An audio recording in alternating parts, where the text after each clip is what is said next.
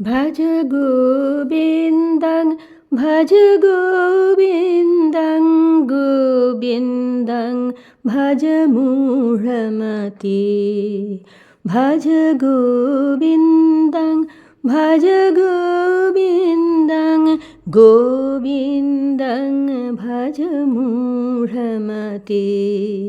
সম্প্রাপ্তে সন্নিহিতে কালে नहि नहि रक्षति दुःकृण्यकरणे। सम्प्राप्ते सन्निहिते काले नहि नहि रक्षति दुःकृण्यकरणे। भज गोविन्दं भज गोविन्दं गोविन्दं भज मूढमते। भज गोविन्दं भज गोविन्दं गोविन्दं भज मूढमते।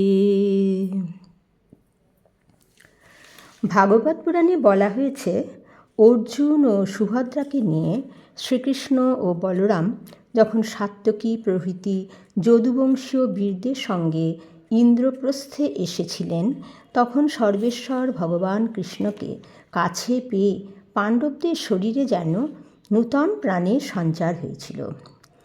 ভগবান শ্রীকৃষ্ণ ইন্দ্রপ্রস্থে পৌঁছে যুধিষ্ঠির ও ভীমসেনকে প্রণাম করে অর্জুনকে আলিঙ্গন করেছিলেন। নকুল ও সহদেব শ্রীকৃষ্ণের চরণ স্পর্শ করে তাকে প্রণাম করেছিলেন। ভগবান শ্রীকৃষ্ণ শ্রেষ্ঠ সিংহাসনে উপবেশন করার পর ধীরে ধীরে এসে নববিবাহিতা অগ্নিসম্ভূতা অনন্য সৌন্দর্য সম্পন্না লজ্জা বিনম্রা দ্রৌপদী তাকে প্রণাম করলেন। ভাগবতকার বললেন, পরমাসনমাসীনং কৃষ্ণা কৃষ্ণম অনিন্দিতা নবোঢ়া ব্রীড়িতা কিঞ্চিচ্ছনৈ এত্য অভ্যবন্দত।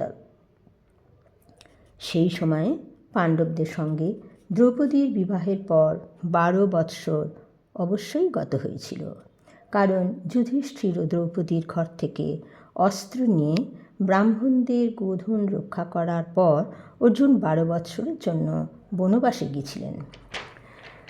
যুধিষ্ঠির ভাইদের মধ্যে জ্যেষ্ঠ, তাই ধরে নেওয়া যায় প্রথমে যুধিষ্ঠিরের কক্ষেই দ্রৌপদী ছিলেন।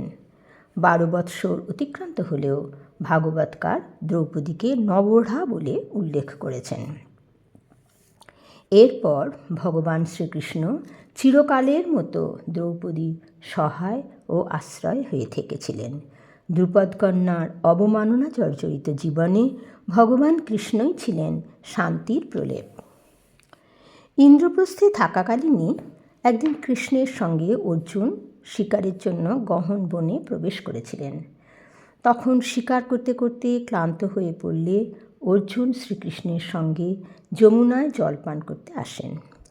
তখনই তাঁরা যমুনা তীরে শ্রীকৃষ্ণকে প্রতিরূপে পাওয়ার জন্য তপস্যারতা সূর্যকন্যা কালিন্দীকে দেখেন। কালিন্দীকে নিয়ে দ্বারকায় ফিরে যাওয়ার পূর্বে পাণ্ডবদের অনুরোধে শ্রীকৃষ্ণই বিশ্বকর্মাকে দিয়ে পাণ্ডবদের থাকার জন্য বহু সৌধ সমন্বিত পরিখা প্রাকার বেষ্টিত উপবন সরোবরাদি শোভিত স্বর্গধামের মতো অনিন্দ সুন্দর এক নগর তৈরি করিয়ে দিয়েছিলেন। পাণ্ডবদের প্রীতিসাধনের ইচ্ছায় শ্রীকৃষ্ণ সেখানে বহুদিন ছিলেন। এরই মধ্যে যমুনা তীরবর্তী খাণ্ডব বনে অগ্নিদাহের মতো এক মর্মান্তিক ঘটনা ঘটে।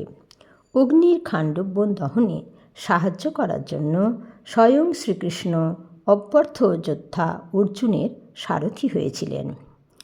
ভগবান তত্র নিবসন শ্বাসাং প্রিয়চিকীর্ষয়া অগ্নয়ে খাণ্ডবং দাতুম অর্জুনস্যাস সারথি।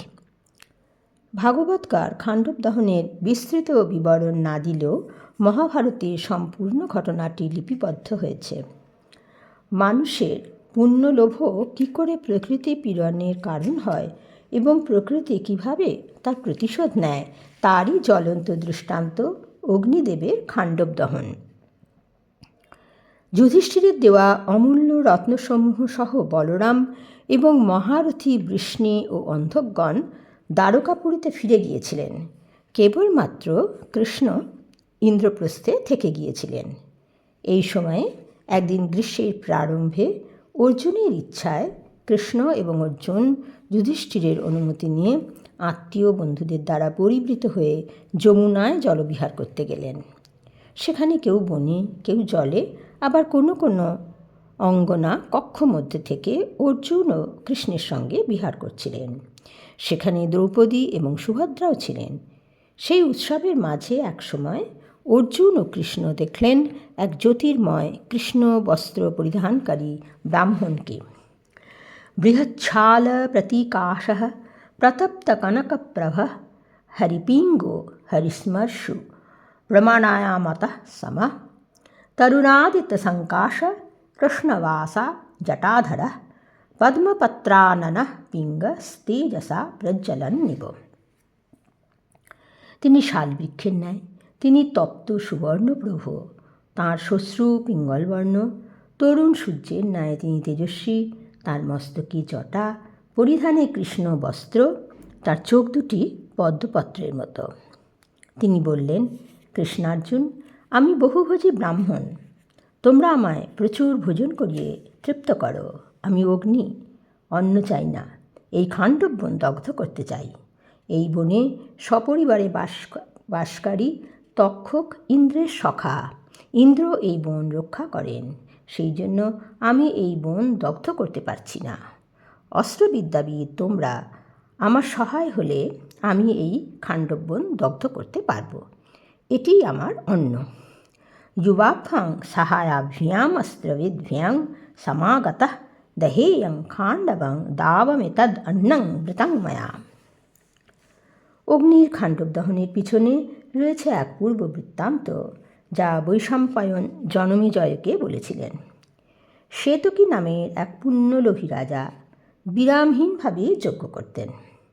যজ্ঞের ধোঁয়ায় পুরোহিতদের চক্ষু ভীষণভাবে পীড়িত হয়, তারা আর যজ্ঞ করতে চাইলেন না। শ্বেতকী তখন মহাদেবের তপস্যা করে মহাদেবকে সন্তুষ্ট করে ক্ষমতার অহংকারে তাঁকে যজ্ঞে পৌরোহিত্য করতে বললেন। মহাদেব তাকে নিবৃত্ত করে মুনি দুর্বাসাকে যজ্ঞ সম্পাদন করতে বললেন। শ্বেতকীর ঔদ্ধত্য হেতু নিরন্তর 12 বৎসর ধরে চলল সেই যজ্ঞ। মহাভারতে গল্পের আড়ালে পরিবেশ দূষণের ভয়াবহ পরিণতি প্রদর্শিত হয়েছে। দীর্ঘকাল ধরে যজ্ঞের জ্বলন্ত অগ্নিকুণ্ডের ধোঁয়ায় এবং লেলিহান অগ্নির উত্তাপে চারপাশের অরণ্যের গাছ, পাতা, কাণ্ড, ফুল, ফল ঝলসে উঠছিল। কৃষ্ণধূম মেঘের মতো ঘিরে ফেলেছিল অরণ্যকে। ফলে প্রাকৃতিক কারণে খাণ্ডব বনে দাবানল ঘটাটা কোনো আকস্মিক ঘটনা হতে পারে না। শ্বেতকীর অহংকার এবং অবিমর্শকারিতা ছিল এই বিপর্যয়ের কারণ। গীতায় ভগবান শ্রীকৃষ্ণ বলেছেন, দেবান ভাবয়তনেন তে দেবা ভাবয়ন্তু ওয়াহ পরস্পরং ভাবয়ন্তঃ শ্রেয়ঃ পরম অবাপ্স্যথ। তোমরা তোমাদের শোভন কর্মের দ্বারা দেবতাদের প্রতি যত্নশীল হও, দেবতারাও তোমাদের রক্ষা করুন। পরস্পরের মঙ্গল সাধন করে তোমরা পরম অভ্যুদয় লাভ করবে। আকাশ, বাতাস, জল, মাটি এবং অগ্নি জীবের অস্তিত্ব রক্ষার জন্য পরম দেবতার দিব্য উপহার। এগুলি যে কোনো একটি বিনষ্ট হলে প্রাণের অস্তিত্বই থাকবে না। তাই নিজেদেরই মঙ্গলের জন্য প্রকৃতিকে সযত্নে লালন করা মানুষের কর্তব্য। পুণ্যার্জনের লোভে রাজকীয় ক্ষমতার অপব্যবহারকারী শ্বেতকী তা মনে রাখেননি। ফলে তার যজ্ঞাগ্নি গ্রাস করেছিল খাণ্ডব বনকে। কাহিনীর মোড়কে মহাভারতে ভয়ঙ্কর দাবানলের ঘটনাটি বর্ণিত হয়েছে। সেই অগ্নিদহনের সাক্ষী ছিলেন শুভ ও অশুভ কর্মের ফলদাতা স্বয়ং ভগবান কৃষ্ণ এবং শুভ বুদ্ধি সম্পন্ন পাণ্ডুপুত্র অর্জুন। অরণ্য গ্রাসকারী সহস্র সহস্র অগ্নিশিখাগুলিকে নির্বাপিত করতে অরণ্যে শত সহস্র হাতিগুলি তাদের সুরে করে জল এনে এবং বহুশীর্ষ সাপগুলি মাথায় করে জল এনে অরণ্যে সেচন করছিল। মেঘ আকাশ থেকে জল বর্ষণ করে অগ্নিদহন থেকে অরণ্যকে বাঁচাতে চাইছিল। অগ্নির তেজ বারবার স্তিমিত হচ্ছিল। তখন কৃষ্ণ ও অর্জুনের শরণ নিলেন অগ্নি। লোকপাল বরুণকে স্মরণ করে অগ্নি তার কাছ থেকে প্রাপ্ত চন্দ্র প্রদত্ত গান্ডীব ধনু, 2 অক্ষয় তুনীর এবং কপিধ্বজ রথ অর্জুনকে দিলেন। কৃষ্ণকে দিলেন চক্র এবং কৌমোদকী গদা। এইভাবে দেবতা অগ্নি এবং নর অর্জুন পরস্পরের হিত সাধনে নিযুক্ত হলেন। মাঝখানে কার্য মানুষ চক্রগদাধারী নারায়ণ অনিবার্য ঘটনাস্রোতের গতির রশিটি হাতে নিয়ে সেই কর্মযজ্ঞে সারথি হলেন। অস্ত্রসহ অর্জুন রথে আরোহণ করলে অগ্নি তৈজসরূপ ধারণ করে খাণ্ডববন দগ্ধ করতে লাগলেন। তৈজসঙ্গে রূপমাস্থায় দাবং দগ্ধুং প্রচক্রমে। প্রাকৃতিক নিয়মেই শ্বেতকীর কর্মফল প্রকটিত হল।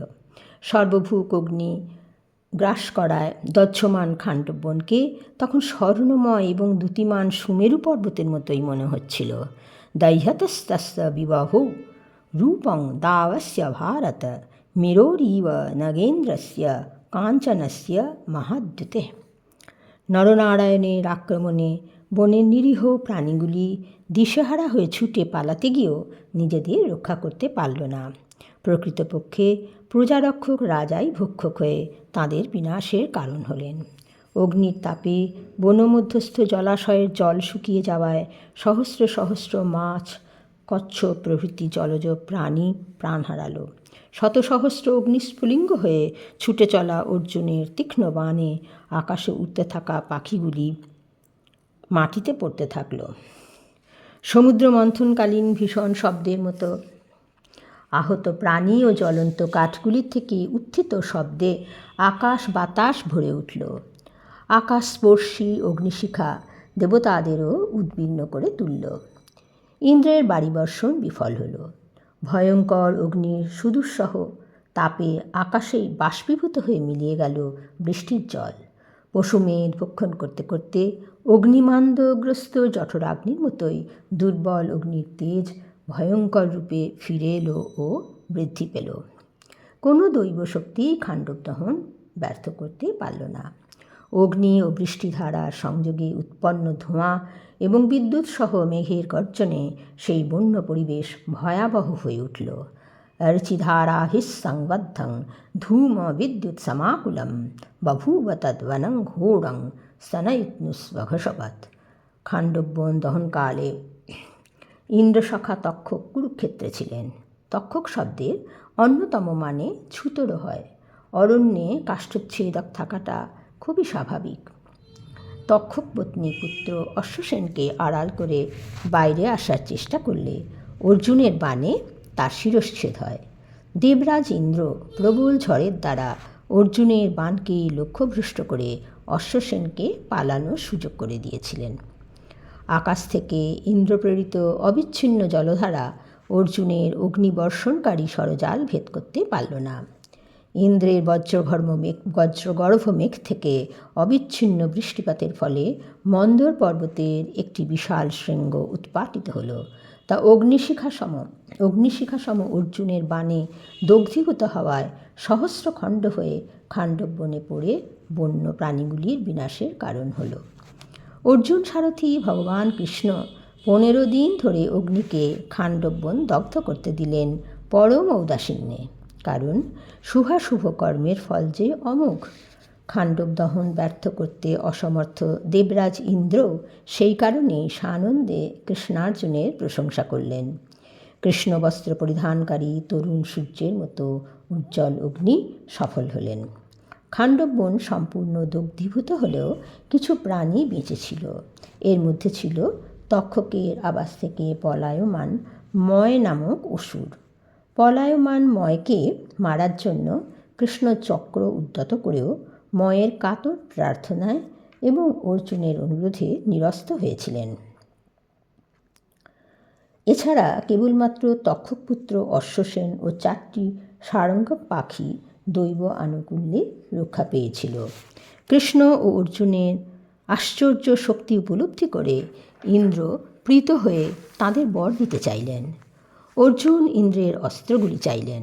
ইন্দ্র বললেন, মহাদেব যখন তোমার উপর প্রসন্ন হবেন তখন তোমাকে সকল অস্ত্র দেব। সমগ্র বিশ্ব যার অধিকারে সেই ভগবান কৃষ্ণ কী বর চাইবেন? তবুও অর্জুন সখা কৃষ্ণ ইন্দ্রের কাছে বর চাইলেন অর্জুনের সঙ্গে তাঁর প্রীতি যেন চিরস্থায়ী হয়। বাসুদেবোপি জগ্রাহ প্রতিং পার্থেন শাশ্বতীম দদৌ চ তস্मै দেবেন্দ্রস্তং বরং প্রীতিমাংস্তদা। ভক্তের অক্ষয় স্থান ভগবানের উদার অন্তর্লোকে, সেই সত্যই ভগবান কৃষ্ণ বর প্রার্থনার ছলে বুঝিয়েছেন। আসুন এখন আমরা ভক্তবৎসল শ্রীকৃষ্ণের নাম সংকীর্তন করি। হরে কৃষ্ণ কৃষ্ণ কৃষ্ণ হরে হরে, হরে রাম রাম রাম হরে হরে, হরে কৃষ্ণ কৃষ্ণ কৃষ্ণ হরে হরে, হরে রাম রাম রাম হরে হরে, হরে কৃষ্ণ কৃষ্ণ কৃষ্ণ হরে হরে, হরে রাম রাম রাম হরে হরে।